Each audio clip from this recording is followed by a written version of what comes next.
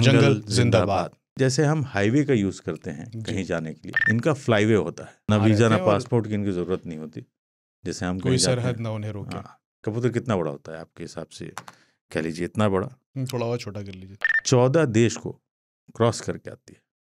वाह, कितने दूर दूर से पक्षी हमारे देश में आते हैं। इंसान अब जहाँ रहेगा थोड़ा बहुत चिल्लाहट तो करेगा ही करेगा, क्योंकि सबसे हाँ। तो और वो डायलॉग तो पूरा कर दीजिए इस बार। पेंटेड स्टॉक बर्ड होती है जी, उनकी कॉलोनी है, जेसीबी लगा करके उन मछलियों को अरे निकाला। वहां की जरूरत नहीं है इसमें, निकला। लेकिन जब वो उड़ता ना, हुप हुप हुप, वो आप देख रहे हैं बर्ड को, वो जोड़ गई। नहीं लाइफ इंश्योरेंस कंपनी में भी खोली जिसका नाम हो यमराज पॉलिसी। मतलब सीरियसली यमराज ही ले जाएंगे तभी वो पैसा देते हैं ना, उससे पहले कोई पैसा नहीं देते वो लोग। अब तो चुपचाप शाम आती है, पहले परिंदों का शोर आता था। ये राशिद अल्वी साहब का शेर है जो हमारे ज़माने की एक बहुत ही तल्ख हकीकत बयान करता है। ये बताता है कि ज़िंदगी की तेज़ रफ्तार में हम लोग जिन चीज़ों को पीछे छोड़ आए हैं उनमें से एक है हमारा यानी इंसान का और चिड़ियों का कोएग्जिस्टेंस। आपको याद होगा बचपन में या पुराने वक्तों में हमारे आंगन में गौरैया दिखाई देती थी। कभी कोई ऐसी चिड़िया दिखाई देती थी जिसे आपने पहले कभी नहीं देखा, जो एक माइग्रेटरी बर्ड होती थी, जो अपने झुंड से अलग होकर हम तक आती थी और हम उन्हें देखते थे। तो शुरू कर रहे हैं शेर खान का ये ख़ास एपिसोड माइग्रेटरी बर्ड्स के बारे में, आसिफ खान, खानचा और शेर खान और जमशेद कमर सिद्दीकी के साथ। जंगल जिंदाबाद। बहुत शुक्रिया जमशेद भाई, पिछली बार मैंने सबको बता दिया था और सब लोग देख भी रहे हैं ये कि हम जिंदा हैं। हाँ, जमशेद भाई जिंदा है। नहीं, जमशेद भाई पिछली बार नहीं थे, मुझे भी थोड़ा अरे कहाँ जिंदा है, ये जीना भी कोई जीना है लल्लू। अमिताभ बच्चन ऐसा कहते हैं ना उसमें। हाँ, ये जीना भी कोई जीना है। खैर जी, तो आज हम माइग्रेटरी बर्ड से बात कर रहे हैं। क्या क्या बताने वाले हैं आप, कौन कौन से किस्से हैं उनके बारे में, क्या क्या होगा इस एपिसोड में? देखिए, पहली चीज़ तो जो चिड़िया बर्ड जिस पर हम बात करेंगे, इसके लिए मैं थोड़ा लिख लाख के भी लाया हूँ ताकि कुछ गलतियाँ ना जाएं, और इसमें कोई बुराई नहीं है समझता मैं। तो आज अपन बात करेंगे चिड़ियों के बारे में, वो चिड़िया जो माइग्रेटरी हैं, जो दूर देश से हमारे देश में आती हैं। तो इसमें दो कहानियाँ आज हैं, भरतपुर की एक है और एक चिल्का लेक मंगला जोड़ी जो कि उड़ीसा में पड़ता है, उस पे है। वो कमाल की कहानी है। तो पहले तो मैं ये बताना चाहूँगा, ये जो बर्ड्स आती हैं ये अब ये आना शुरू हो गया है इसी मौसम में, सर्दियों में हमारे देश में जब सर्दी पड़ती है और बाहर देश में बहुत ज़्यादा सर्दी होती है, तो माइग्रेट करके इंडिया आते हैं। जो जिनको हम कहते हैं कि प्रवासी पक्षी भी बोलते हैं उनको। उर्दू में इनको कहेंगे महाजिर परिंदे, मैं सोच रहा था। हाँ, खूबसूरत नाम है। मुझे नहीं पता है उर्दू के बारे में ज़्यादा, लेकिन आप कह रहे हैं तो मैं यकीन कर लूँगा। तो ये जो बर्ड्स इंडिया में आते हैं, ये जैसे हम हाईवे का यूज़ करते हैं कहीं जाने के लिए, सपोज भरतपुर जा रहे हैं तो आपके पास हाईवे है, ये 4 लेन वाला 8 लेन वाला बन गया है, या कहीं और भी जाते हैं, इनका फ्लाईवे होता है। वाह, मतलब हवा में भी इनका रूट होता है पूरा, ऐसा नहीं डिसिप्लिन है, ये ऐसा नहीं कहीं भी जा रहे हैं। हाँ, मतलब आप सोचिए कि इतनी दूर 20,000 22,000 किलोमीटर दूर से आते हैं इंडिया, तो उनका भी रास्ता बना हुआ है जो हमें आपको दिखाई नहीं देता, लेकिन उनको पता होता है, तो वो उसको उस रास्ते के थ्रू आते हैं। और ऐसे जो इनके फ्लाईवे हैं करीब 9 से 10 है पूरे तकरीबन उसमें, जब ये यहाँ आते हैं तो साइबेरिया से आने वाले लगभग 150 से 180 स्पीसीज इसी रूट का इस्तेमाल करते हैं, इस फ्लाईवे का जो अभी हमने बताया, जहाँ से वेस्ट एशिया, इंडिया और मालदीव्स पहुँचते हैं, और कुछ टाइम तक ये इंडिया में रहते हैं, जब तक यहाँ पे गर्मी जब शुरू होने वाली होती है तो ये वापस अपने फेवरेबल वेदर के हिसाब से, हाँ, ना वीज़ा ना पासपोर्ट की इनकी ज़रूरत नहीं होती। जैसे हम कोई सरहद ना उन्हें रोके। पंछी क्या था वो गाना? पंछी नदियाँ गगन के झोंके, पवन के झोंके, कोई सरहद ना उन्हें रोके। जैसे अमोर फाल्कन है जो रशिया से आती है, वो 22,000 किलोमीटर का सफ़र करके आती है, और ये कबूतर से थोड़ी सी बड़ी होती है। मतलब कबूतर कितना बड़ा होता है आपके हिसाब से? कह लीजिए इतना बड़ा, थोड़ा और छोटा कर लीजिए। नहीं, कबूतर इतने मतलब वो पूंछ मिला लेंगे इतना हो जाता है। और ये 14 देश को क्रॉस करके आती है। वाह। और ये ज़्यादातर नागालैंड में पाई जाती है। वैसे मतलब भरतपुर में दिख जाएंगे, लेकिन इनका मेन जो लैंडिंग जोन जो है जिसको हम कहते हैं वो नागालैंड है। और इनकी सबसे बड़ी खूबी होती है कि ये पेस्ट कंट्रोल का काम करती है। अच्छा जी। ये इंसेक्ट्स खाते हैं, तो जब ये उस इलाके में होते हैं तो पेड़ या जो कीड़े मकोड़े हैं उनको खा करके एक तरीके से सुरक्षा ही करती हैं। उससे फ़ायदा ही होता है हमारे इसको। दूसरा होता है बार हेडेड गूस, जो मंगोलिया से आते हैं। ओके। तो कितने दूर दूर से पक्षी हमारे देश में आते हैं। और ये इनकी खूबी है कि ये 6,000 से 8,000 मीटर पे उड़ते हैं। और अगर आप देखें तो जो हमारा हिमालय है वो करीब 9,000 मीटर है। तो ऑलमोस्ट उतने हाइट पे उड़ के आते हैं। बहुत बढ़िया। तो ये पर्टिकुलर एक आप स्पेशीज की बात कर रहे हैं एक, या ज़्यादातर जो भी माइग्रेटरी बर्ड्स होती है उनका यही होता है उड़ान का जो लेवल है, या सब में ये बदलता रहता है? नहीं, सब में अलग अलग होता है। अलग ये ज़रूरी नहीं है कि एक ही हाइट पे सब उड़ते हैं। जैसे वुड सैंड पाइपर होता है जो सब आर्कटिक से वुड सैंड पाइपर ओके। तो जो आर्कटिक से उड़ते हैं, और चिल्का और भरतपुर दोनों जगह पे पाए जाते हैं। अब आज इन दोनों जगह पे हम बात करेंगे कि चिल्का और भरतपुर। तो सबसे पहले भरतपुर जब आप जाते हैं, जो कि राजस्थान में पड़ता है, और वहाँ की जो सेंचुरी है, रिजर्व है, उसका नाम है केवलादेव। करेक्ट। ठीक है। और बहुत ही खूबसूरत जंगल है मैं कहूँगा, और ये दुनिया का प्रसिद्ध पक्षी विहार है आप कह सकते हैं। और अंदर घूमने का एक अलग मज़ा है। मैं तो कई बार गया हूँ, आप भी गए होंगे मेरे ख्याल से। तो आप वॉक कर सकते हैं। वॉक के अलावा साइकिल है, आप साइकिल लीजिए, टहलते रहिए। अगर मान लीजिए आपके घुटने में दर्द है, जैसा कि कई बार आप कहते रहते हैं, तो वहाँ पे साइकिल रिक्शा भी हैं, आप वो लीजिए। घंटे के हिसाब से मिलता है, बहुत ही जेन्युइन उनका वो पीसफुल माहौल है। कोई ऐसा नहीं कि जिप्सी वगैरह है, चिल्लम्पो है, वैसा नहीं है। हाँ, इंसान अब जहाँ रहेगा थोड़ा बहुत चिल्लाहट तो करेगा ही करेगा। क्योंकि सबसे हाँ, तो और वो डायलॉग तो पूरा कर दीजिए इस बार। इंसान सबसे वो है, वो आ गया है, वो आएगा कि धरती का सबसे गिरा हुआ प्रजाति जो है वो इंसान का है, वो अभी आएगा ऐसा। ठीक है। और अंदर भरतपुर जाने पे केवलादेव इसलिए नेशनल पार्क उसको कहते हैं क्योंकि अंदर एक शिव जी के मंदिर है, केवलादेव मंदिर जी। तो इस वजह से भी केवलादेव मंदिर उसका नाम है। घाना नेशनल पार्क भी उसे कहते थे। बाद में वो नाम चेंज। वैसे ये कौन सा सीजन होता है जब आते हैं माइग्रेशन करके बर्ड्स? ये अक्टूबर से लेकर के फरवरी तक रहते हैं, लेकिन अब क्लाइमेट चेंज इस तरीके से हो रहा है, हाँ, तो ये बहुत ज़्यादा अफेक्टेड। अब तो बारिश भी कभी किसी मौसम में हो रही है, ठंड। बर्ड्स भी परेशान है कि हिंदुस्तान जाए कि पाकिस्तान जाए कि कहाँ जाए। हम इंसानों ने ऐसी तैसी मार रखी है सब चीज़ों की। करेक्ट। और सर्दियों में मतलब 300 से 350 प्रकार की चिड़िया, माइग्रेटरी बर्ड्स जो होती हैं, आप भरतपुर में 300 से 350 चिड़िया की प्रजाति आप भरतपुर में देख सकते हैं सिर्फ, जिसमें से करीब 230 अपने रेजिडेंट हैं, मतलब यहाँ के हैं, और 120 या 170 के करीब बाहर से आती है जी।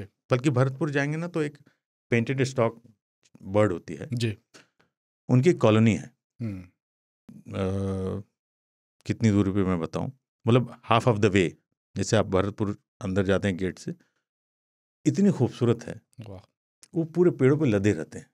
और कमाल की बात क्या है कि वो हर साल उड़ के वापस जाते हैं। ओके। और वापस आके अपने ही घोंसले पे बैठते हैं। क्या बात है। बच्चे देते हैं, अंडे देते हैं। कमाल। तो उनका घोंसला जो है वो उन्हीं का होता है। जैसे हमारे घर होते हैं, हम घर जाते हैं, बल्कि जो उसके ठीक नीचे एक तालाब भी है। तो उस तालाब में कैटफिश, जिसको मांगुर भी शायद बोलते हैं, हाँ, बोलते काली वाली होती है ना, जी, कैटफिश, तो इतने ज़्यादा हो गए थे कि उछल उछल के चिड़िया को ही खा लेते थे। जैसे कोई चिड़िया उतरी पानी में जम करके, वो उछल के खा लेते थे। तो ये मेरे ख्याल से 2012-13 मैं और सूरी साहब दोनों लोग साथ थे, तो जंगलात वालों ने क्या किया कि यार कैटफिश को हटाना है, बहुत ज़्यादा हो गई, वो बहुत बड़ी बड़ी हो गई थी। तो उन्होंने जेसीबी लगा करके उन मछलियों को निकाला। वहाँ की ज़रूरत नहीं इसमें, निकला। अरे मगर जो लोग जो मछली खाने के शौकीन है उनके लिए बात उनको अच्छा आप तो खाने वाले उसमें आ गए। तो उससे पूरे के पूरा उनका कॉलोनी डिस्टर्ब हो गया जी, और बाकायदा कंप्लेन हुआ उसके खिलाफ। तो आपने ये बेवकूफ़ी कैसे कर दी? वो चिड़िया है यार, शांति से रहने आई है। 2 दिन तक जेसीबी में आवाज़ कितनी करती जेसीबी। तो कायदे से आइडियली उनको कुछ और तरीका अपनाना चाहिए था उन मछलियों को निकालने का, कि जाल से या किसी और तरीके से। ये थोड़ा अजीब तरीका है। हाँ, उन्होंने अपना दिमाग लगाया कि एक ही दिन में काम खत्म। जैसा ही मैंने कहा, इंसान तो इंसान अपने तरीके से सोचता है कि जेसीबी जैसे आजकल घर तोड़ने में गिरा रहे हैं हम लोग, उनका भी घर उन्होंने कुछ वैसे ही कर दिया था। फिर और आगे आप बढ़ते हैं तो एंड में वॉच टावर कई है वहाँ पे। एंड में जाके एक वॉच टावर भी है और वहाँ एक छोटी सी कैंटीन है। अच्छा। भरतपुर के। तो वहाँ पे आपको चाय नाश्ता थोड़ा बहुत मिल जाता है। बहुत ज़्यादा कुछ वहाँ पे खाने पीने का नहीं है अंदर। और होना भी नहीं चाहिए, वरना आप प्लास्टिक फेंकेंगे। हाँ, फिर वो पोल्यूशन होता है उससे। तो आप खाना वाना खा लिए तो अपना टहलते रहिए और भरतपुर का मज़ा लेते रहिए। लेकिन ये जो पूरा कॉन्सेप्ट है माइग्रेशन का, जिसमें चिड़िया जो होती हैं वो एक जगह से दूसरी जगह हिजरत करती हैं, आती जाती हैं, वो बड़ा कमाल का कॉन्सेप्ट है। सोचिए, जहाँ मतलब जैसे कुछ तो स्किल्स का होता है कि जैसे पक्षी अपने बच्चों को सिखाते हैं खाना कैसे खाना है, पर यहाँ पे तो कोई ऐसा कुछ सिखाने की तो ये कोई बात है नहीं। सब एक झुंड में चलते हैं और वो एक इंटरपर्सनल एक ऐसा मैसेज है जो सबके बीच में पहुँच जाता है कि भाई सबको साथ में चलना है, और सब चल पड़ते हैं। ये बड़ा इंटरेस्टिंग एक वो है कि जब आप बर्ड्स को देखते हैं उड़ते हुए तो वी शेप में उड़ती है। हाँ, ये मैंने गौर किया है। क्यों? क्योंकि वो इसके पीछे एक लॉजिक है। बताइए। कि जैसे आप शाम में देखते हो चिड़िया बहुत सारी घर जा रही होती तो ऐसे उड़ती हैं वी शेप में। तो जो नाव जैसे जब चलती है बोट, वो भी वी शेप में होती है, आगे से ऐसे होती है। तो जब आगे बढ़ती है तो जो सामने से तो फोर्स मिलता है उसको, लेकिन साइड से उसको रास्ता मिलता है, हल्का हो जाता है मामला। राइट। तो बर्ड्स भी जब हवा में उड़ती हैं तो सामने प्रेशर पड़ता है और पीछे हल्का हो जाता है, तो बाकी चिड़िया उसके पीछे हो लेती हैं, उनको उतना दम नहीं लगाना पड़ता। क्या बात है। तो एक साइंटिस्ट ने चेक किया, मैं नाम भूल रहा हूँ उन साहब का, तो हार्ट रेट जो सामने वाले का था वो बहुत ज़्यादा था, क्योंकि उसको पावर बहुत पूरा करना, एफर्ट लगाना पड़ रहा है। हाँ, अब पीछे वालों को कम लगाना पड़ रहा है। लेकिन ये इतने चालाक और इतना आपस में इनका तालमेल होता है कि जब अगला वाला थक जाता है तो पीछे वाला आगे आ जाता है। क्या बात है, वाह। हाँ, फिर इधर इधर इधर, तो ऐसे करके ये इतना लंबा सफ़र तय करते हैं। आप सोचिए कितने समझदार ये होते हैं जानवर, चिड़िया, पक्षी, हर कोई। हम इवन आप एयर शो वगैरह देखिए, उन्हीं पैटर्न पे वो जहाज उड़ाते हैं, उसी तरीके से। तो भरतपुर में आजान बांध है एक, जिसे महाराजा सूरजमल ने आज से 250-300 साल पहले बनवाया था। और ये मैन मेड है पूरा जंगल। अच्छा जी। ये जो भरतपुर है वो मैन मेड है, नेचुरल नहीं था। मतलब सूरजमल साहब ने उसे बनाया, तो उस बांध की वजह से छोटे छोटे कई और तालाब बन गए। तो वो पूरा इलाका जो था, जो माइग्रेटरी बर्ड्स थे, उनके लिए एक ठिकाना बन गया। करेक्ट। और 1981 में इसे नेशनल पार्क घोषित किया गया था। इससे पहले सेंचुरी होती थी, बट 81 में नेशनल पार्क घोषित किया गया। तब इसका नाम एक तरह से बदल गया। हाँ। और ब्रिटिश शासन जब हुआ करता था तो राजा महाराजा होते थे, अपने आका को यानी ब्रिटिशर्स को खुश करने के लिए वो कुछ भी करते थे।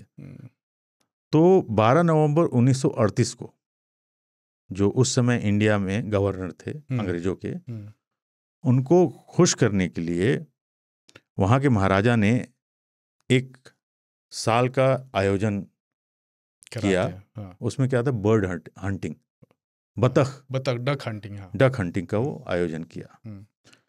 एक दिन में उन गवर्नर जो थे कुछ 4000 से ज़्यादा चिड़िया एक दिन में मार दिए थे। ये आप जाएंगे तो वहाँ लिखा हुआ भी है भरतपुर में। क्यों? शौकिया मार दिया आपने कि मैं बड़ा अच्छा शिकारी हूँ। उन बेचारे पक्षियों का क्या दोष था? लेकिन राजा साहब को खुश करना था अंग्रेज को, अंग्रेजों ने थोक दिए, 4000 से ज़्यादा चिड़िया मार दिया आपने एक दिन में। फिर जहाँ पे यही बात आती कि सबसे घटिया जो है प्रजाति वो इंसानों के इसलिए होता है कि उसने एक गवर्नर को खुश करने के लिए 400 चिड़िया मरवा दी। तो यहाँ ये सारी चीज़ों को देखते हुए फिर अच्छे इंसानी दुनिया में होते हैं। सलीम अली यहाँ पे आते हैं, जिनको बर्ड मैन ऑफ इंडिया भी कहते हैं, जिनके नाम पे गोवा में एक बर्ड सेंचुरी भी है। उन्होंने सरकार से गुहार लगाया था और उस समय 1971 में इसे सेंचुरी घोषित किया गया था। बाद में वो रिजर्व बना, लेकिन सेंचुरी उन्होंने लड़ झगड़ के 71 में करवा दिया था। हिसाब ये सेंचुरी और यहाँ पे इस तरीके कुछ भी चीज़ नहीं। उन्होंने बहुत मेहनत की है और कई बड़े अवार्ड से उनको नवाजा भी गया। अच्छा, जो बर्ड वॉचिंग का कॉन्सेप्ट है, अब मुझे लगता है कि अब इस दौर में जहाँ लोग की नज़रें फ़ोन से हटती नहीं है, अब तो कम हो गया होगा काफ़ी हद तक। अब मुझे लगता है कि आप कहीं घूमने जाइए तो पैकेज वगैरह में लिखा रहता है कि बर्ड वॉचिंग का भी एक ये है, मगर कोई जाता नहीं वहाँ भी। कुछ लोग हैं आज भी जो जाते हैं, बर्ड वॉचिंग करते हैं। बहुत सारे मैंने देखा है, मतलब हिंदुस्तानी भी हैं, लेकिन जो क्रेज़ मैंने पहले था, जो दूर दराज से यानी दूसरे देश से आते हैं, जी, मैंने उनमें गजब का पागलपन देखा है। मतलब ऐसे ऐसे पागल लोग मैंने देखे हैं, पागल नहीं मतलब जुनूनी लोग, कि कॉर्बेट की बात करूंगा, बगल में टाइगर बैठा है और वो बर्ड्स देख रहे हैं, वो उससे बाइनोकुलर से, और वो बाइनोक लगा करके वो चिड़िया को देख रहे हैं, फोटो भी नहीं खींच रहे, वो सुकून भी है। लेकिन वो एक डायरी पेन रखते हैं और उस पर लिखते हैं कि इतने तारीख को इतने बजे इस जगह पे मैंने ये चिड़िया देखी, ताकि सनद रहे कि मैंने देखा। तो वो पागलपन कम हुआ है हिंदुस्तानियों में। तो मतलब मोबाइल आ गया तो हम तो बर्बाद हो ही चुके हैं। अब हम एक रील की दुनिया में बोलेंगे कि हम फोन में ही देख लेंगे बर्ड वॉचिंग। हाँ, अभी रील लगाते हैं कि दुनिया की कौन सी चिड़िया देखनी है। अभी मैं बोलूँ आपको वुड पैकर, आप बोलोगे 1 सेकंड टाइप की ये रही, इसको देखने में मेहनत क्यों करूँ, भरतपुर क्यों जाऊँ, क्यों अपना पैसा फूकूँ, मैं 3 घंटा रील में ही बिता देता हूँ। और मुझे लगता है कि किस इलाके में कौन सी चिड़िया दिखाई दी है, इससे बहुत कुछ हमारे उस इलाके की इकोलॉजी के बारे में पता चलता होगा कि इकोसिस्टम ठीक है कि नहीं। बर्ड्स का होना ही इस चीज़ को बताता है कि आपका हवा पानी ठीक है। बिल्कुल, यही वहाँ पे सब कुछ है, तभी तो चिड़िया है ना, चिड़िया आ रही है। करेक्ट। जैसे आज की डेट में मैं बोलूँगा कि पंघोट अगर आप जाएं, वो भी बर्ड सेंचुरी है, नैनीताल से लेफ्ट मोड़ करके एक से एक बर्ड दिखती हैं। आज भी आप अपने गांव जाएंगे, मतलब मेरे गांव तो मुझे दिखती हैं, मतलब वुड पैकर, डव, हम तो लखनऊ एक से एक चिड़िया गांव कहेंगे आपकी, मेरे होम टाउन में मुझे दिखती है अच्छी वाली। सुबह सुबह गौरैया बहुत अच्छी दिखती है मुझे, अभी अपने होम टाउन में जो देखने को ही नहीं मिलती शहर में। तो ये सब हमने ख़त्म कर दिया है। बिल्कुल। खैर भरतपुर पे वापस आते हैं जी। 1985 में इसे यूनेस्को वर्ल्ड हेरिटेज साइट की लिस्ट में शामिल किया गया था। राइट। भरतपुर को इतना इसकी मान्यता दी गई है। और सबसे अच्छी बात है कि यहाँ पे चिड़ियों के अलावा ना परिवेश बड़ा अच्छा है। सांभर, चीतल, वाइल्ड बोर, ये सब है वहाँ पे, जैकॉल, मतलब जितने तरीके की और भी चीज़ आपको दिख जाती हैं। जो फोटोग्राफर्स वगैरह हैं वाइल्ड लाइफ के, जो फोटोज खींचना चाहते हैं, उनके लिए बहुत फर्टाइल जगह है काफ़ी। हाँ, मैंने देखा है, मेरे कुछ दोस्त हैं जो उसमें जाते हैं और फोटोज़ खींचने के लिए दीवानगी है। सर्दियों में भी जाते हैं क्योंकि कुछ खास चिड़ियाँ हैं जो आपको सिर्फ सर्दियों में मिलेंगी। लेकिन अच्छी बात यह है भरतपुर के लिए, बाकी के लिए स्कैरी हो सकता है आपके लिए भी, कि पिछले साल नवंबर में, मतलब अब नवंबर आने को 2 महीने और रह गए हैं, अक्टूबर, अगला महीना नवंबर, हाँ पिछले साल नवंबर वहाँ एक लेपर्ड आ गया। अच्छा। हाँ, तो उसको एक जंगलात वालों ने देखा, वो आ गया। क्यों नहीं आएगा भाई, परिवेश अच्छा, उसको खाने के लिए मिल रहा है वहाँ, उसको ज़्यादा एफर्ट भी नहीं लेना है क्योंकि टेरिटरी किसी की है ही नहीं, अकेला वो छुट्टा घूम रहा है, खा पी रहा है। तो मैं इसको एक अच्छी खबर के तौर पे देखता हूँ। तो फिलहाल वहाँ के मैं भी यहाँ पे बोलना चाहूँगा कि जो भरतपुर में बहुत सारे जो लोकल लोग हैं सुबह वॉक करने जाते हैं, तो उनको सुबह सुबह मना किया गया है कि मत जाइए, क्योंकि शाम में वैसे ही बंद हो जाता है सेंचुरी, सनसेट जैसे ही होने वाला होता है। तो लेपर्ड का आना इट्स अ गुड साइन। कल को हो सकता है वो बर्ड सेंचुरी के साथ साथ लेपर्ड सेंचुरी भी हो जाए। सुबह आदमी नाश्ता लेने जा रहा है कहीं और जो है लौटते में जो है नहीं, तो अभी वहाँ पे ट्रैप कैमरा वगैरह वो लगा करके जो जंगलात वाले हैं उसको मॉनिटर कर रहे हैं, तो ऐसा कुछ घबराने डरने की जरूरत नहीं। लेपर्ड शाही होता है और इतनी शोरगुल में तो दिन में वैसे ही नहीं आएगा। वो अपना रात वात में सांभर चीतल निपटा करके खा पी के मस्त है। जैसे एक बंदा है जिसको कहीं घर नहीं था, उसको वहाँ पनाह मिल गई है और वो खुश है वहाँ पे, तो बुराई क्या है उसमें। सही है, जगह मिल गई उसको। तो जब आप गए थे वहाँ, कौन सा साल था, या आप तो कई बार गए शायद? मैं भरतपुर कम से कम 15 बार गया हूँ। हाँ, तो जब शूट के लिए वहाँ जाना हुआ था आपका किसी सिलसिले हाँ, से? मैंने उस पे भी फिल्म बनाई है, भरतपुर पे भी। अच्छा। तो मज़ेदार किस्सा था कि मैं, चूँकि इक्विपमेंट भी था, बाकी जगह आप जाते हो जिप्सी वगैरह, तो अच्छा एक्सपीरियंस था कि आप कैमरा टीम होती थी, लाद करके टहल रहे हैं जंगल में, मज़ा आ रहा है, बर्ड्स दिख रही हैं, शूट कर रहे हैं, सब कर रहे हैं। तो मैं और सूरी साहब, ये किस्सा शायद मैं सुना चुका हूँ कि हम वहाँ पे बर्ड एक ही पेयर था क्रेन का। जब आप सूरी साहब कह रहे हैं तो लोगों को पता है कौन सूरी हाँ, साहब, सूरी ज़्यादा साहब से बेटर है ये। मुलाकात करा दी है मैंने। तो वो ढूंढते ढूंढते हम थक गए थे, तो अपन एक पुलिया के नीचे हुआ कि बैठ जाते हैं, पुलिया के ऊपर, थक गए हैं, बैठ जाते हैं। और चैन के बोलिए कि ओहो, मतलब थक गए बहुत ज़्यादा, क्योंकि 8-10 किलोमीटर पैदल चल चुके हैं और 2 दिन हो चुके थे हमें। क्वाक करके आवाज़ आया और वो दोनों, जो एक पेयर जो था वो उसी पुल के नीचे थे और उड़ के चले गए। हम उन्हें ग्रैब भी नहीं कर पाए, कैमरे में अपने कैप्चर नहीं कर पाए, लेकिन आंखों से देखा, फिर और दिन वेट किया। बड़ा अच्छे वो थे। और अब जैसे जैसे सर्दियाँ बढ़ेंगी तो चिड़िया भी बढ़ेंगी। तो केवला देव के बारे में अगर आप किसी ऐसी बर्ड के बारे में बताएं आप, जो पहले होती थी और अब नहीं होती, या कोई उसके बारे में कोई और ख़ास बात जो आपको याद हो? यार, साइबेरियन क्रेन जो है ना, वो भरतपुर में ही पाई जाती थी। अच्छा। और आखिरी बार उनको 2002 में देखा गया था, उसके बाद से कभी वो आई ही नहीं।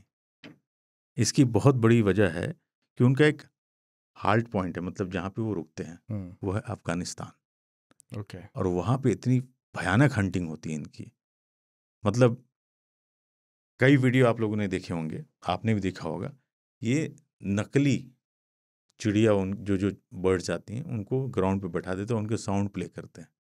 अच्छा। तो वो कंफ्यूज होकर बेचारे लैंड करते हैं कि हमारा, और लैंडिंग जोन है उनका वो, जहाँ पे वो रेस्टिंग जोन कह सकते हैं, और फिर धाड़ धाड़ धाड़ धाड़ धाड़ धाड़, तो उन्होंने मार मार के पूरा रूट ही ख़त्म कर दिया है। तो जो उनको मारते हैं वो क्या करते हैं? खा जाते हैं, खा जाते हैं। खा जाते हैं, बेच देते हैं। शौकिया शिकारी लोग पहुँच जाते हैं, हम आप जैसे लोग जिनको शिकार करने का शौक है, वो जाते हैं, शिकार करके चले आते हैं। ये अपने आप में इस मुझे, तरह के कई हादसात यहाँ भरतपुर उसके आसपास भी था, जब लोग चिड़िया मारते थे और करते थे। ऑफ कोर्स वो पहले की बात है, लेकिन अब ऐसा नहीं है। अब तो मतलब बर्ड्स मारना एक बहुत बड़ा जुर्म है, अगर आप मारते हैं आपको जेल हो जाएगा।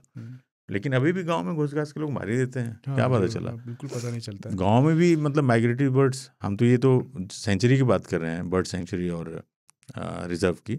उसके अलावा भी कई इलाके आप पूरे हिंदुस्तान में देखेंगे, यूपी, बिहार में भी, पंजाब में भी माइग्रेटरी बर्ड्स खेतों में मिलते हैं। आप, मैं जब यहाँ जामिया में रहता था तो जो ओखला बर्ड सेंचुरी है, इसमें भी काफ़ी काफ़ी आती थी। अब यहाँ पे भी वही विडम्बना है कि यहाँ पे भी आप देखेंगे तो बड़ी बड़ी बिल्डिंगें बना दी गई हैं, वो उनका लैंडिंग जोन है, वो ख़राब हुआ। तो ओखला बर्ड सेंचुरी में भी चिड़ियों का आना बहुत कम हो गया है। करेक्ट। बट यहाँ पे मेरा है सवाल कि साहब, आपने पूरा रूट ही डिस्टर्ब कर दिया। साइबेरियन क्रेन जो आते थे 2002 के बाद से आए नहीं, मतलब 22 साल। और उनकी मैसेजिंग इतनी स्ट्रांग है कि अगर इस बार उनको आपने परेशान किया तो हो सकता है अगली बार वो नहीं आएंगे। आते हैं, लेकिन आप इतना ज़्यादा मारो कि आपने उनको ख़त्म ही कर दिया। तो फिर वो आएंगे कैसे? और मतलब 22 साल से हिंदुस्तान में वो आए नहीं है। भरतपुर आते थे, अब नहीं आ रहे हैं, क्योंकि आपने मार के ख़त्म कर दिया अफगानिस्तान में। क्या उनके आने से नई प्रजातियां भी डेवलप होती हैं क्रॉस ब्रीडिंग के जरिए? नहीं, ऐसा तो मैंने नहीं देखा है। अच्छा। होती होंगी तो मुझे इसके बारे में ज़्यादा इल्म नहीं है, लेकिन ऐसा होता नहीं है यूजुअली, क्योंकि आते हैं कुछ महीने के लिए, अपना समय बिताते हैं और वापस चले जाते हैं। वो तो फेवरेबल क्लाइमेट की वजह से आते हैं ना, कि एग्जैक्टली उनको किसी जगह पे बहुत ठंड हो गई है अब तो वो, हाँ वही होता है। जैसे रशिया पूरा बर्फ से जम गया, हिंदुस्तान चले आए, ठंड उधर बहुत ज़्यादा पड़ती है साइबेरिया वगैरह में, तो हिंदुस्तान चले आए, यहाँ कम सर्दी पड़ती है। तो जब यहाँ गर्मी शुरू होता है जैसे फरवरी वगैरह में, तो वहाँ पे भी बर्फ़ पिघल चुकी होती है, तो फिर वो वापस माइग्रेट करके, आँखों को वीज़ा नहीं लगता, सपनों की सरहद नहीं होती, तो उस तरीके से वो अपना वो कर लेते हैं। बर्ड्स भी चली आती हैं। अच्छा, आपकी पसंदीदा बर्ड कौन सी है सबसे, जो आपको बहुत पसंद आई हो यार? और वो ये बताइएगा कि क्यों अच्छी लगती है, वो सिर्फ रंग रूप की वजह से या उसकी कोई हरकत, चंचलता? मुझे कई चिड़िया पसंद है बर्ड्स में। मतलब एक होती है बामनी डक, वो पेयर में होते हैं। अच्छा। जोड़े में ही होते हैं, और ऐसा माना जाता है कि अगर एक मरता है तो दूसरा भी वियोग में अपना जान दे देता है। ये मैंने वीडियो में देखा कहीं। नहीं, ये है ऐसा, बड़े खूबसूरत होते हैं। रामनगर तरफ जाते हैं, एक बैराज है वहाँ पे, तो वहाँ पे मैंने इनको हज़ारों मतलब की संख्या में देखा है। अच्छा। दूसरा मुझे सबसे अच्छे लगते हैं ग्रेटर फ्लेमिंगोज, वो बड़े प्यारे होते हैं। ग्रेटर फ्लेमिंगोज, हाँ। अच्छा। तो नॉर्मल फ्लेमिंगो से अलग होते हैं ये क्या? अलग होते हैं, इनके पूरा ये लाल होता है अच्छा, ऊपर से। ओके। तो एक किस्सा था कि नाल सरोवर एक जगह है गुजरात में, तो वो मेरा शूट नहीं था, मुझे देखना था उनको। और क्या देखना था उनको? उड़ते हुए। कितने खूबसूरत लगते हैं। टेक ऑफ करते हुए ज़्यादा अच्छे लगते हैं या? मुझे टेक ऑफ कीड़ा था मेरे दिमाग में, तो मैं गया। तो किस्सा ये हुआ कि वहाँ के जो जंगलात के लोग थे, उनसे मेरी बात हुई, तो उन्होंने कहा हाँ आइए आइए, बिल्कुल आपका स्वागत है टाइप से। फिर मैंने कहा नहीं यार, उसमें फिर बहुत तामझाम हो जाता है। तो एज ए टूरिस्ट मैं वहाँ विजिट किया, तो वहाँ बड़े बदमाश लोग हैं, जो नाव वगैरह, वहाँ नाव से ही जाना पड़ता है देखने, क्योंकि फ्लेमिंगोज जो है पानी में नहीं होते, वो 1 से 1.5 फुट का ही पानी होता है, मतलब मडी वो होता है, दलदल, जिसमें वो उसमें खड़े रहते हैं। उसमें खड़े रहते हैं, शिकार अपना इंसेक्ट मछली जो भी खाते हैं। तो अपन पहुँचे, तो नाव वाले ने बोला कि अरे साहब, कहाँ टिकट विकट के चक्कर में पड़ रहे हो, हम आपको बिल्कुल अंदर तक लेके जाएंगे। तो लंबी लाइन भी थी, तो मेरे पास टाइम ज़्यादा नहीं था, क्योंकि उसी दिन मुझे वापस आकर के और फिर फ्लाइट लेनी थी नेक्स्ट डे। तो मैंने कहा चलो क्या लोगे? उसने कहा 4000। तो मैंने कहा एकदम करीब की से। बात है ये बात होगी 2015-15 की। अच्छा, 14-15 की। ठीक है। तो उसने कहा कि साहब 4000 लूँगा। मैंने कहा ठीक है ले लो, लेकिन मैं करीब तक देखूंगा। तो उन्होंने कहा ठीक है। 2 आदमी नाव चला रहे थे, तो बोले वो रहे, हमको तो वहाँ ले चलो, क्योंकि मैं मड में थोड़े चलूंगा, बिल्कुल पास से देखने को। अब इतने पानी में नाव थोड़े चलता है। तो ये धक्का दे रहे हैं, धक्का दे रहे हैं, धक्का दे रहे हैं, वो एकदम किनारे तक ले गए। तो मैंने वहाँ पे फिर फोटो खींची उनकी। अच्छा। बड़े अच्छे, मैंने 1-2 घंटे 2.5 घंटे दिए, और मुझे फाइनली वो सारे शॉट्स मिले, और कमाल की साइटिंग मेरी रही। दिल गार्डन हो गया था मेरा। तो फोटोग्राफर को एक अच्छा शॉट मिल जाता तो उसका दिन तो बन जाता। मेरे लिए कसम से बता रहा हूँ, उस दिन वो नहीं था कि मैं फोटो खींचने गया था, मैं आंखों से देखने गया था। वो अलग बात है, कैमरा था, तो मैंने अपने पर्सनल कैमरे से कुछ मोमेंट कैप्चर कर लिए। तो वो मेरे लिए बड़ा इंटरेस्टिंग वो रहा। दूसरा मुझे पसंद है the great hornbill. Great hornbill होती है, तो उसके चोंच पीले रंग के होते हैं बड़े से, और उसके पंख बहुत बड़े होते हैं। हॉर्नबिल तो आपको ग्रे हॉर्नबिल जो है दिल्ली में भी दिख जाते हैं, ओखला बर्ड सेंचुरी में भी आपको दिख जाएंगे, इवन शहर में मैंने देखे हैं पेड़ों पे। लेकिन जब वो उड़ता है ना, हुप हुप हुप, पूरे उसके पंख की आवाज़ आपको सुनाई देती है। हवा इतना तेज वो जैसे छड़ी घुमाते हैं जब हवा में, तो जो आवाज़ आती है वो उस तरीके वो आवाज़ होती है। और वो भी कॉर्बेट के कुछ इलाके हैं, बिजरानी वगैरह, वहाँ पे देखने को मिलते हैं। तो मेरी कोशिश रहती है वो दिख जाए। तो बर्ड्स में 2-3 बर्ड्स मुझे पसंद है। बर्ड्स मुझे वैसे भी सारी बहुत खूबसूरत लगती हैं। पैराडाई फ्लाई कैचर भी बहुत प्यारी होती है। अच्छा, बचपन में चिड़िया पाली है आपने? नहीं यार, मुर्गी वर्गी तक ठीक था मामले, चिड़िया पालना कभी था नहीं। शुरू में तोते वगैरह जैसे घर में होते थे, लेकिन तब इंटरेस्ट नहीं था, मैं कहूँगा। नहीं, बड़ा अच्छा है ना, क्योंकि मुझे लगता है पालना एक तरह का गलत भी है। वो गलत है, आप किसी को जिंदगी भर के लिए कैद करके रखें। आपको इंटरेस्टिंग चीज़ बताता हूँ, भारत में तोता पालना जुल्म है। मतलब अगर आप घर में तोता रखें तो आपको सज़ा हो जाएगी, लेकिन बाहर का तोता रखने कोई सज़ा नहीं होगी। ये पता नहीं कहाँ देसी तोता नहीं पाल सकते आप। देसी चिड़िया कोई भी आप घर में नहीं रख सकते, इससे क्राइम। तो कोई जानता ही नहीं, मुझे लगता है। तो अभी आप बता रहे हैं तो हाँ, लोगों को पता अब विदेशी चिड़िया आप कोई भी रख लीजिए। तो मैंने कहा मतलब इंसान कितना ज़्यादा घटिया गिरा हुआ है कि हमारे भारत की चिड़िया को आप कैद में नहीं रख सकते। पर मैं तो ये कह रहा हूँ कि सवाल ये है कि देसी तोता भी लोग पालते हैं और किसी को पता ही नहीं होगा कि ये वो क्राइम है। हाँ, लेकिन लॉ है, पर लोगों को पता नहीं है। तो अगर आपकी कोई कंप्लेन करेगा तो जंगलात वाले आपके घर आ जाएंगे, आपने कैसे पाली। लेकिन हमारे यहाँ अलाउड है, सब चलते। जैसे कुत्ता पालने के लिए जो आपको लाइसेंस की जरूरत होती है, शहरों में आपको लाइसेंस की जरूरत है। मुझे लगता है 1% लोगों के पास भी लाइसेंस नहीं होता। ठीक उसी तरह जितने भी भारत की चिड़िया हैं वो आप अपने घर में नहीं पाल सकते, लेकिन विदेशी चिड़िया तो आप उनको काट के खा जाइए, पालिए, कुछ भी कीजिए। तो ये इंसान हम डिसाइड करने लगे हैं, देशभक्ति साबित करने का भी एक तरीका है। चिड़ियों में भी देशभक्ति ढूंढ रहे हैं कि पाकिस्तानी चिड़िया तो हम रख सकते हैं, हिंदुस्तानी चिड़िया को नहीं रख सकते।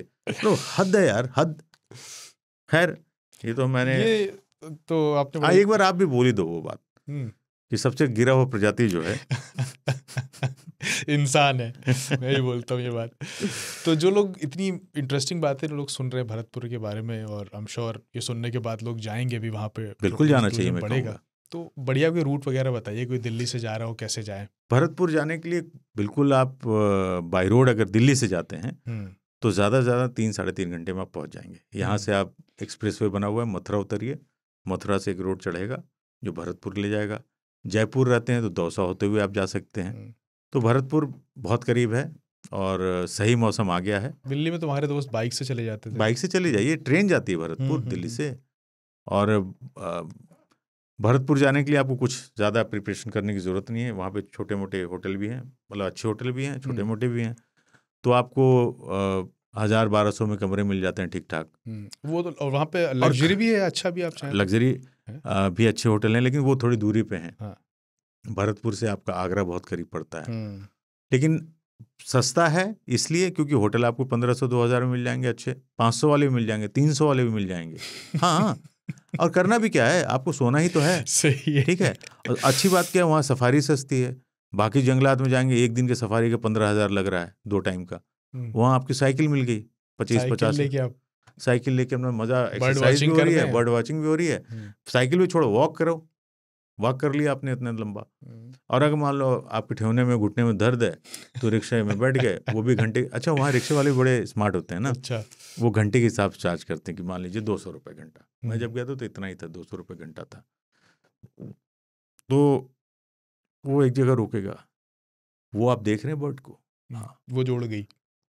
नहीं उसके अलावा वो बड़े जानकार भी होते हैं, गाइड भी होते हैं एक तरीके के, वहाँ गाइड भी मिलते हैं। अच्छा। लेकिन जो रिक्शा वाले हैं वो खुद में अपने आप में गाइड होते हैं, इतने सालों से चला रहे हैं। इस चिड़िया को आप देख रहे हैं, इसकी खूबी है, इसकी खूबी है, वो आई सी। फिर आगे वो देखिए लेफ्ट राइट की तरफ जो आपको दिख रहा है वो चिड़िया है, वो अपना घंटा बढ़ा रहा है। अच्छा अच्छा अच्छा अच्छा। पता वो आपको लगे 6 घंटे बाद लाएगी, लाओ मेरे 1200 रुपये निकालो। लेकिन जो बताते हैं वो सही बताते हैं? बताते सही। अच्छा, मतलब वो जेन्युइन, ये नहीं कुछ भी कहानी बता रहे हैं, ये अब इसके मुंह दो। मैंने कई ऐसे लोग भी देखे हैं, जल्दी चलो भैया, क्योंकि बहुत से लोग जंगल नापने आए बहुत से लोग जंगल नापने आए कि मुझे एंड तक देखना है। जबकि मेरा मानना है कि अगर आपको एक खूबसूरत चीज़ या एक नायाब चिड़िया दिख रही है तो थोड़ी देर उसको देख लो। नहीं, पर यही क्या ईमानदारी की सही बात बताते नहीं, कह दें वो चिड़िया देख रहे हो, रात में इसके 2 मुंह हो जाते हैं। नहीं इस तरीके आदमी कुछ इंटरेस्टिंग बता दे ऐसे? नहीं ऐसा नहीं करते बेचारे, वो बहुत जेन्युइन लोग हैं। वही मैं कह रहा हूँ, बहुत अच्छी बात है तो। और वो उस जगह पे रहते हैं तो उन्हें वो तो ऐसे चलते फिरते, उनका भी धंधा है ना, उनको भी पेट पालना है। अब आप गए, पता हुआ उससे जान निकाल दी, तेज चलाओ, वो इंसान है और कोर छू लिया, मतलब एंड पे पहुंचे, वापस चलो, कितना खिंचवाना चाहते हो यार उससे? सही बात। फिर आप वापस आ जैसे हम लोग उसकी बात कर रहे थे कि ये जो सफारी में जो ड्राइवर्स होते हैं वो जो आपको कहानियां बताते हैं कि शेर बिल्कुल यहीं पे था, अभी से गया यहीं से, चाहे वो वहाँ 2 महीने से दिखा नहीं शेर। वो देखो, वो अच्छा भी है कि आपका इंटरेस्ट बना हुआ है, पैसे दिए तो मजे भी चाहिए, वो काम कर रहा है, आपको एंटरटेन कर रहा है। अब भरतपुर के बाद अपन बोले थे मंगला जोड़ी की बात में, उसी पे आ रहा था जो आप बता रहे थे। हाँ, उधर पे बढ़ते हैं। उसमें ये दिलों का बदलना पॉलिसीज के बदलने से बेहतर है, वो क्या था यार? यहाँ पे ना मंगला जोड़ी में जो पोचर्स थे वो प्रोटेक्टर बन गए।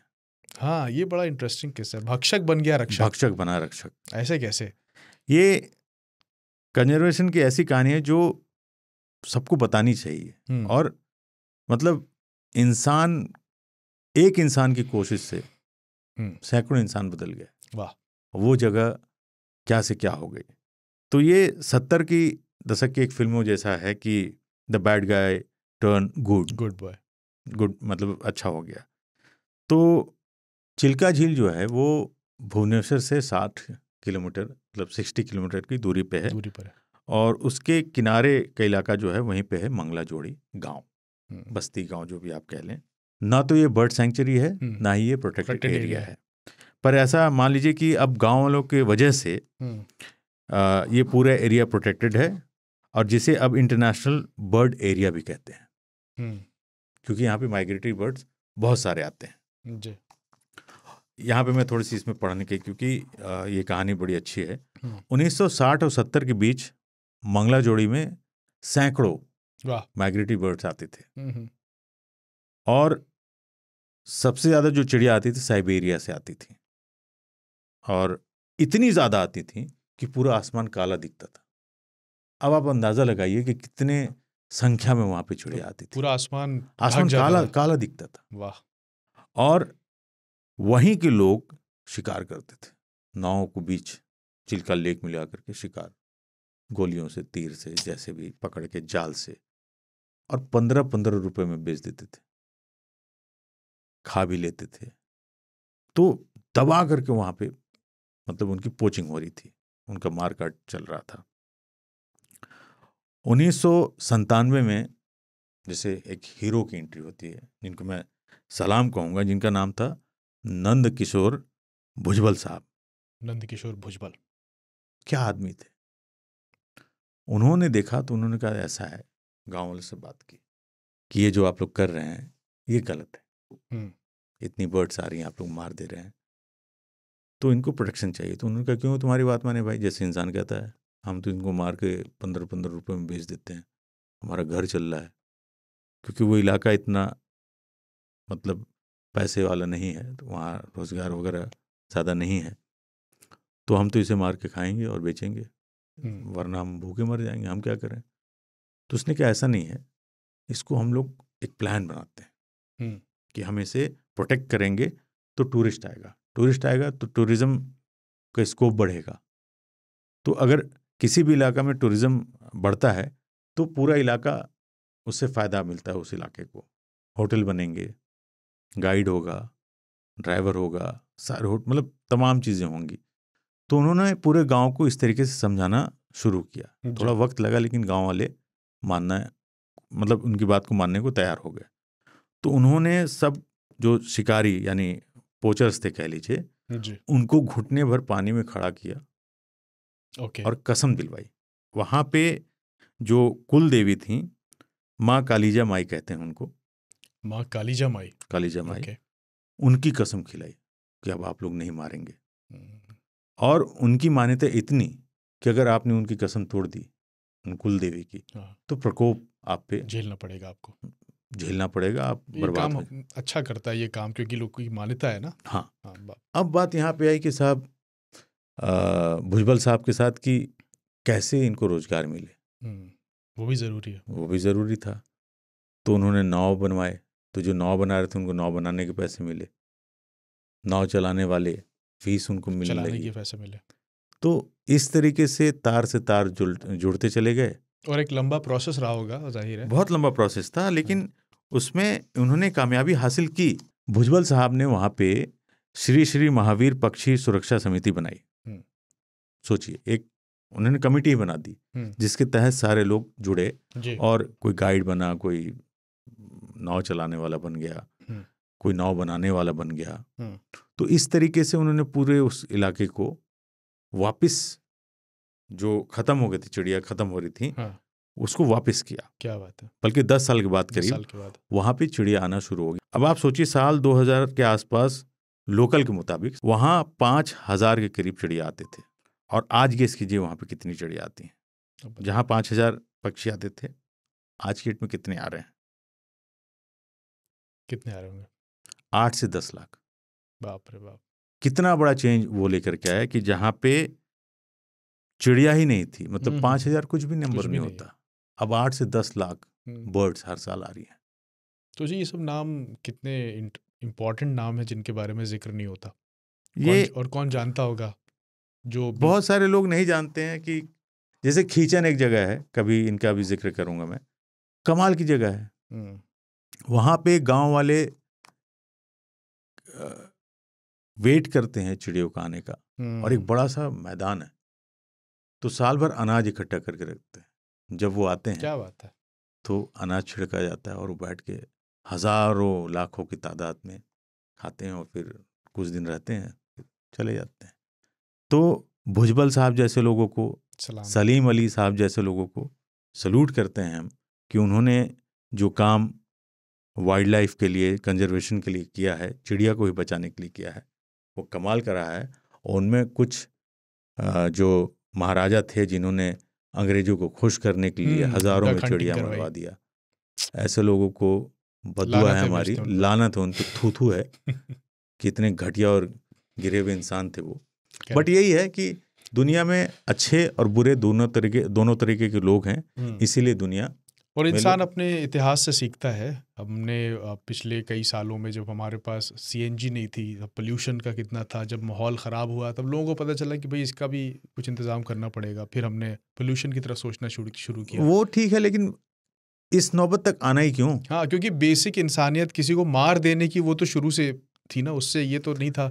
वही मैं किसी हद तक जाना, मान लीजिए आपके सामने टाइगर खड़ा है, तो आपको पता है मैं आगे जाऊंगा मुझे चबा जाएगा, लेकिन जमशेद भाई को खुरकता, आगे बढ़े, टाइगर उठा के ले गया, खा गया। फिर वो बोलेंगे टाइगर खतरनाक होता है, ये खतरनाक होता है, जैसे भेड़ियों के साथ हो ही रहा है, वो थम ही नहीं रहा है सिलसिला, लोग सियार मारे पड़े हैं हर जगह। तो हमने अपनी चीज़ों को ख़त्म की, लेकिन कुछ लोगों की वजह से हमने उसको रिवाइव किया, वापस उनको लाए। टाइगर हमारे कितने कम हो गए थे, आज टाइगर देखिए अच्छे खासे इंडिया में बढ़ गए हैं। बर्ड्स हमारे यहाँ, मुझे लगता है बर्ड्स पे हम बहुत बात नहीं करते, कोई उनके लिए आवाज़ नहीं उठाता, लेकिन मैं ओखला बर्ड सेंचुरी की बात करूँगा, उसके लिए भी हमें बात करनी चाहिए। अथॉरिटीज़ को सोचना चाहिए कि और कैसे इसको बढ़ाया जाए। दूसरा जो सबसे बड़ा प्रॉब्लम मैं देख रहा हूँ वो है क्लाइमेट चेंज। ये एक बहुत बड़ा खतरा है चिड़ियों के लिए स्पेशली। उनके पूरे रूट ही खत्म हो जा रहे हैं, उनको पता ही नहीं कि सीजन में कहाँ जाना है। वो पहले आकर के फरवरी में, अब देखिए दिल्ली में गर्मी पड़ने लगती है, करेक्ट, आप पंखा और कूलर चलाने लगते हैं। नोटिस किया आपने? फरवरी में आप पंखा एसी पे आने लगते हैं। पहले वो फरवरी मार्च तक रहते थे, तो बेचारे उनकी क्या गलती है? लेकिन इंसानों ने सब खत्म करते चले जा रहे हैं अपने फायदे के लिए।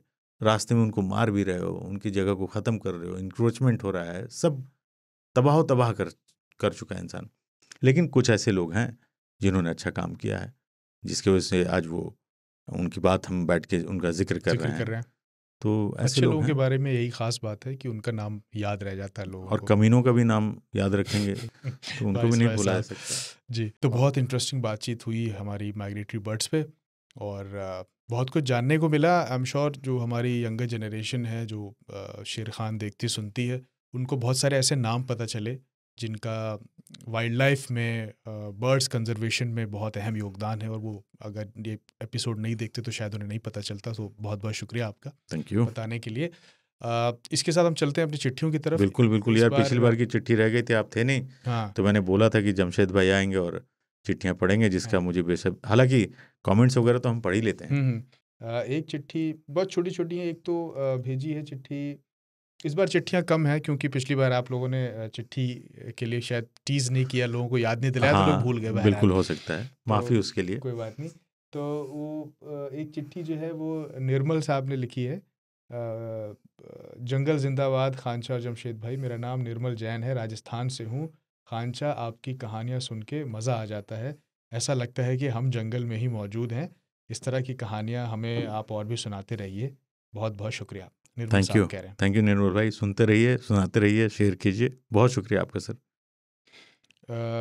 यामिनी जी लिख रही हैं अलीगढ़ से। नमस्ते खानचा, आपसे ये कहने का कोई मतलब तो बनता नहीं कि मैं आपकी बहुत बड़ी फ़ैन हूँ, क्योंकि ये तो आप दिन भर में जाने कितनी बार सुनते ही होंगे। लेकिन मैं फिर भी कहूँगी कि आपकी कहानी सुनाने की शैली की मैं कायल हूँ। जब से शेर खान देखना शुरू किया है, मुझे लगता है कि शो सिर्फ वाइल्ड लाइफ के बारे में नहीं बल्कि ज़िंदगी के बारे में है। ये बताता है कि जीने के लिए संघर्ष कितना ज़रूरी होता है, जो हर जंगल में हर जानवर हर रोज़ करता है। ये शो खूब आगे बढ़े और खूब तरक्की करे, बस यही दुआ है। हाँ, एक ज़रूरी बात ये भी कह दूं कि शो में मुझे जमशेद जी का संचालन बहुत पसंद है, क्योंकि दूसरे पॉडकास्ट में देखती हूँ कि एंकर बोलने वालों को टोकते बहुत हैं। जमशेद जी जानते हैं कि कहानी सुनाते वक्त किसी को कहाँ पर नहीं टोकना है। बहुत बहुत धन्यवाद, आगे भी आपका पॉडकास्ट सुनते रहेंगे। खानचा को विशेष प्यार, यामिनी जी करें। Thank you Yamini ji. Fan तो देखिए अपन जो लिसनर हैं उसके हम खुद हैं, तो आप हमारी फ़ैन हैं, इसके लिए बहुत बहुत शुक्रिया। लेकिन सच बताएं तो हम लोग अपने लिसनर, अपने देखने वाले के फ़ैन हैं। और जमशेद भाई बिल्कुल उनका जो अंदाज़ है कहानी, वो मुझे बोलने देते हैं, वरना पीछे से कई बार नीचे जो टेबल है ना, लात मारने लगते हैं आगे बढ़ाओ आगे बढ़ाओ। I am just joking. Thank you so much Yamini ji, आपने लिखा, और आगे भी लिखते रहिएगा, शेयर कीजिए, अपने घर वालों के साथ सुनिए, दोस्तों के साथ सुनिए, शेर खां को आगे लेके जाना है। जी, तो बहुत शुक्रिया यामिनी। पॉइंट आउट करने के लिए बहुत ज़रूरी। देखिए, जब कोई सवाल जवाब होते हैं तो उसमें हम एक सवाल पूछेंगे, आप जवाब देंगे, मगर किस्सा, जब कोई इंसान किस्सा सुना रहा होता है उसमें तो ये बहुत बारीक होता है, क्योंकि किस्से को बीच में तोड़ने से उसका जो फ्लो होता है वो टूट जाता है। तो ये बहुत बारीक बात होती है कि कहाँ पे किसी को नहीं टोकना है। एनीवेज, हम लोग कमेंट्स की तरफ बढ़ते हैं, और हाँ, याद दिला देते हैं कि अगर आप भी चाहते हैं कि आपकी चिट्ठी हम शामिल करें तो आप भेजिए अपनी चिट्ठी radio@aajtak.com पर, radio radio@aajtak.com पर। सब्जेक्ट लाइन में आप शेर खान लिख सकते हैं या खानचा का नाम लिख सकते हैं, तो हमें पता रहेगा कि ये चिट्ठी शेर खान के लिए है, वरना अक्सर वो 3 ताल की चिट्ठियों में और वो एक ही ईमेल आईडी तो बहुत सारी चिट्ठियां तो बहुत सारे शोज़ हैं उसमें, तो वो आप उसमें सब्जेक्ट लाइन में शेर खान लिख देंगे तो हमारे लिए सहूलत होगी। हम बढ़ते हैं अपने पिछले एपिसोड्स के यूट्यूब पर जो कमेंट्स आए हैं उनकी तरफ। उससे पहले बता दूं कि सारे कमेंट्स को खानचा ने पढ़ा है और उन सब का संज्ञान लिया है। और नहीं मैं पूरे कमेंट्स पढ़ता हूँ, हाँ, तबीयत खुश हो जाती पढ़ते हैं। तो हम कुछ चुने हुए कमेंट्स को आप तक पहुंचा रहे हैं। उत्सव जी लिखते हैं, शेर खान की एनर्जी इस बार कुछ अलग ही थी। ऐसा लगा जैसे बरसों बाद किसी ऐसे शख्स से मिल रहे हैं जिसके साथ हर याद खास है। उनकी आंखों में जो चमक थी वो वही चमक होती है जब आप किसी पुराने दोस्त से मिलते हैं और दिल में वो सारी पुरानी बातें, मज़ेदार किस्से ताज़ा हो जाते हैं। लेकिन इस बार शेर खान इतने एक्साइटेड थे कि सूरी साहब को बोलने का मौका ही नहीं मिल रहा था। हर वक्त बस शेर खान की बातें, उनके किस्से। ये बहुत ही आम बात है जब एक्साइटमेंट सर पर हो, तो हमें अक्सर दूसरों की सुनने से ज़्यादा हम खुद बोलने लगते हैं। और शेर खान की तो अलग ही लीग है, उनके किस्सों का ख़जाना कभी ख़त्म होता लगता नहीं। आगे के एपिसोड्स का इंतज़ार और बढ़ गया है। सूरी साहब के साथ शेर खान की ये दोस्ती, इनकी बातें और किस्से, सब कुछ इतना रियल और जुड़ाव भरा है कि ऐसा लगता है कि हम भी उनके साथ बैठकर उन कहानियों का हिस्सा बन रहे हों। उत्सव, थैंक यू उत्सव, आप बराबर हमने देखा, सुनते और शेयर करते रहते हैं, बहुत शुक्रिया आपका। चमक से याद आया जमशेद भाई, एक कमेंट मैंने देखा था, किसी साहब ने लिखा था कि आपकी आंखें बहुत लाल हैं और शायद आप दम किया हुआ पानी पी करके, तो मेरी आंख में आप ही बता दें प्रॉब्लम है, इंजेक्शन लगता है। बिल्कुल, खानचा की आंखों के में एक मेडिकल ट्रीटमेंट और एक हुआ है, जिसके बाद वो उनमें अभी कुछ लाली रह गई, जिसकी वजह से खानचा ने छुट्टी भी ली थी। तो वो एक मेडिकल प्रॉब्लम है, ऐसा नहीं कि हम ऑफिस में इस तरीके की वो करते और कभी आप गौर से देखेंगे तो जो आईलिड है उसके किनारे एक लाल हिस्सा है जो अब धीरे धीरे कम हो रहा है। जब शुरू में लगा तो पूरी आंखें लाल थी और उसको करीब महीना हो गया, अभी भी थोड़ा थोड़ा लाली है। तो ऐसा नहीं है सर, वो मेरी आंख में कुछ प्रॉब्लम है। तो आशीष खसेरा साहब लिखते हैं, खानचा आप शेर खान में आप अलग ही रूप में होते हो और 3 ताल में दुद्धी का बदमाश लड़का, वो भी कमलेश ताऊ के साथ, तो गजब ही जोड़ी है। Thank you so much sir. देखिए, मैं कहता हूँ ये दुनिया रंगमंच है, और 3 ताल में तो मेरी वो यादें हैं जो चुलबुली बचपन की और जवानी की टाइप से। शेर खान में ये मेरे एक्सपीरियंस है जंगल का, तो दोनों में फ़र्क है, तो इसलिए मैं अलग अलग दिखता हूँ, लेकिन हूँ तो एक ही। अभी बहुत सारे और नए शोज आएंगे, उनमें आप बहुत अलग तरह से देखेंगे। अब इससे ज़्यादा मैं नहीं पढ़ूंगा, 2 ठीक है। हाँ, एक जय कुमार कह रहे हैं कि खानचा ऐसे इंसान हैं जिनके जंगल के अंदर की और बाहर की दोनों कहानियां बड़ी वाइल्ड हैं। वाइल्ड इन्होंने कैपिटल में लिखा है। खैर, श्याम आर्या कह रहे हैं, बहुत खूब लाजवाब खानचा की किस्सा गोई जंगल के बारे में एक नया रोमांस पैदा कर रही थी और उसमें रहने वाले जानवरों के प्रति अब आकर्षण हो रहा है, चाहे वो खूंखार जानवरों के नाम से प्रसिद्ध बाघ क्यों ना हो। जंगल जिंदाबाद, जय हो। ये श्याम जी कह रहे हैं। श्याम जी बहुत शुक्रिया। और आप जैसे लोग जब लिखते हैं ना, तो कसम से बता रहा हूँ दिल खुश हो जाता है कि मतलब लोग सुन रहे हैं, खत लिख रहे हैं, एफर्ट ले रहे हैं। और मैं फिर कहूँगा कि यूट्यूब पे जो कमेंट्स आते हैं मैं पढ़ता ज़रूर हूँ। वक्त वाकई में आप जमशेद भाई से पूछ लीजिए, बहुत कम होता है हमारे पास, क्योंकि ये एक तरीके का एक्स्ट्रा एक मेरा वो काम है जो मैं करता हूँ, क्योंकि मेरे दिल के करीब है, तो टाइम नहीं रहा। लेकिन लगभग मैं सारे कमेंट पढ़ता हूँ, और व्यू से ज़्यादा मेरा रहता है कि कमेंट ज़्यादा है। तो चिट्ठी लिखिए, कमेंट कीजिए, और हम लोग जितना कोशिश होगा शामिल कर लेते हैं, तो उसकी कोई दिक्कत नहीं। Thank you so much sir. Kritinjay Tripathi लिखते हैं, जय जय राम खानचा। जय राम जय राम जय राम, जय श्री राम। दिल जीत लिए खानचा, आवर सेक्युलर एम्बेसडर। अरे नहीं यार, हर धर्म को मानते हैं और इंसानियत सबसे बड़ा धर्म है मेरे लिए। Thank you so much. Sachin लिखते हैं, जंगल और जंगलात के लोग भी जिंदाबाद, खान शाह क्या डार्लिंग टाइप के आदमी हो भाई, आप कहानी को ऐसे सुनाते हो जैसे हम आपके कैमरे के लेंस हों, और आपकी कहानियों की ओस की ठंडी परत हमारे ऊपर भी जम जाती है। मदर टाइगर की कहानी सुनाते हुए उसे अपनी माँ के ममत्व से जोड़ना और कहना कि बच्चों के लिए माँ कुछ भी कर सकती है, सच में एक झटके में आप सभी दर्शकों को अपनी ओर आकर्षित कर लिए और आंखें हमारी नम हो गई। सच में आपकी कहानी को सुनते हुए आंखें बंद कर लो तो हम अपने आप को उसी जंगल में पाते हैं जहाँ की कहानी खानचा सुना रहे हों। जमशेद भाई खानचा जो आपकी उम्र की चुटकी ले रहे हैं, घबराइए नहीं, इंशाल्लाह आपकी उम्र शानदार और ज़बरदस्त होगी। हम सब की दुआएं आप दोनों के साथ ताउम्र हमेशा रहेंगी। बहुत शुक्रिया दोस्त आपका।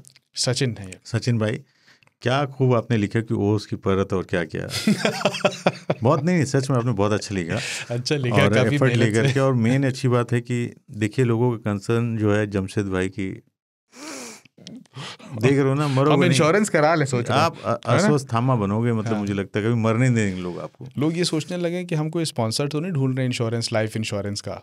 Not a bad idea. अच्छा है, हाँ, ढूंढना चाहिए। एक नया कोई कंपनी कोई हमें देख रहा हो जो अपना लाइफ इंश्योरेंस का कुछ बेचना चाहता हो तो मैं सोच रहा हूँ लाइफ इंश्योरेंस कंपनी मैं भी खोलूँ जिसका नाम हो यमराज पॉलिसी। मतलब सीरियसली यमराज ही ले जाएंगे तभी वो पैसा देते हैं ना, उससे पहले कोई पैसा नहीं देते वो लोग। हाँ। कुछ कुछ देते हैं, कुछ कुछ समझा करके, लेकिन मिला जुला के मरने की बात करते मुझे बहुत बुरा लगता है। भाई कोई ये तो नहीं कहता कि आप नहीं मरेंगे, कोई कहता मर जाएंगे तो हम आपको ये दे देंगे। तो मुझे मैं लेता ही नहीं हूँ। मुझे बड़ा बुरा लगता है कि एक आदमी मुझे मेरी मौत की बात करने, अगर आप मरोगे तब पैसा देंगे, जिंदा रहते नहीं देंगे। तो मौत का सौदागर मैं बुलाता हूँ उसको। सही है, thank you so much sir. ठीक है। आदर्श कुमार कहते हैं जंगल जिंदाबाद। नमस्ते खानचा सर, आपकी ये वीडियोस आने वाले टाइम में स्टोरी टेलिंग की मास्टरपीसेस बन जाएंगी। मेरा आपसे ये क्वेश्चन है कि क्या चीतों को कूनो आना शेरों के ट्रांसलोकेशन में बाधा बन रहा है? क्या ये इन गिरे हुए इंसानों की कोशिश है? बाकी मैं और कुछ नहीं बोल सकता, आप और जनता तो समझदार हैं ही। थैंक यू खानचा। बताइए आदर्श भाई, देखो चीते लाए गए, मैं कहूँगा एक अच्छी बात है, उनको री इंट्रोड्यूस किया गया। अब लॉयंस वाली बात है, ये सब सरकार पे छोड़ते हैं, और सरकार में बड़े लफड़े होते हैं यार। इतने सारे लॉयन बढ़ गए हैं गिर में, उनको लाने की कितनी बार बात हो चुकी है, और लेकिन वहाँ की स्टेट गवर्नमेंट कहती नहीं जी हमारा टूरिज़्म इस पर टिका हुआ है, और ये सारी चीज़। तो अपन लफड़े में नहीं पड़े। हमारी कोशिश ये होनी चाहिए कि भाई जंगल जो है जिंदाबाद रहे और जानवर जो हैं आबाद रहें, बस इतनी कोशिश हमारी होनी चाहिए। बाकी सरकारें हैं, उनके अपने अपने हिसाब किताब हैं। सुनील साहब न्यू जर्सी से कह रहे हैं भाई साहब फाइनली, मैं फिर आज जर्सी पहन के आया हूँ, देखिए शर्ट चेंज कर दिया है क्योंकि जर्सी लेके नहीं आ रहे हैं। Finally better late than never. डर लगना शुरू हो गया था, specially after what was said in the last episode। कहीं डैश डैश डैश जमशेद भाई खूब रंग जमाया जब दो यार मिल बैठे संग। enjoyed the full episode filled with historic कहानी एंड किस्से। long live शेर खान। सुनील भाई जर्सी वाले, ठीक है, शुक्रिया, बहुत शुक्रिया आपका।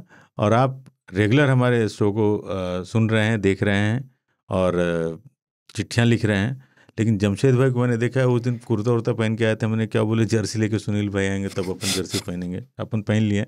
सच में आपका इंतज़ार है, जब भी आप दिल्ली आएंगे तो मुलाकात पक्का कीजिएगा सर। अच्छी कॉफ़ी पी जाएगी साथ में, या चाय, जो भी आपको लगे ज़रूर पियेंगे। Thank you so much sir. Ankur कह रहे हैं कि अब मैं पक्का कह सकता हूँ दुनिया में गुलाब भाटी नाम का कोई इंसान एग्जिस्ट ही नहीं करता। ये कुलदीप हमारे 3 ताल में बताते हैं। खानचा thank you so much Suri साहब से मिलवाने के लिए। Thank you so much sir. Suri साहब मिलते रहेंगे, बाकी और भी लोग आएंगे, मिलते रहेंगे।